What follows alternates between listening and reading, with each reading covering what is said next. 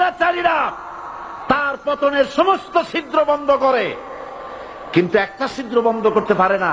মনের ভুলে সে ছিদ্রটা থেকেই যায়, যেই ছিদ্র দিয়ে আসলে তার পতনটা হবে।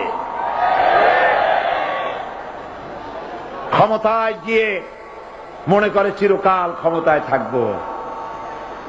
ভারতের প্রধানমন্ত্রী পণ্ডিত জওয়াহরলাল নেহেরু রাঁচি পাগলাগারদে গিয়েছেন, মেন্টাল হসপিটাল। পাগলেরা নেহেরুকে দেখে আশ্চর্য হয়ে গেছে, এত সুন্দর মানুষ, মাথায় কিস্তি টুপি, গায়ে শেরওয়ানি, মুসলমানি ড্রেসই আলাদা। যদিও তিনি হিন্দু ছিলেন, পরেছেন মুসলমানি ড্রেস। শেরওয়ানি কাদের পোশাক? কাদের পোশাক? হাতে ছড়ি নিয়ে হাঁটা, স্টাইল করে, সুন্দর পাজামা, সুন্দর টুপি, সুন্দর সাজসজ্জা করে, মুসলমানদের ড্রেস। এই ড্রেস পরে তিনি গিয়েছেন, সবসময় যে ড্রেস তিনি পরতেন। পাগলেরা জিজ্ঞেস করছে, তুমি কে গো?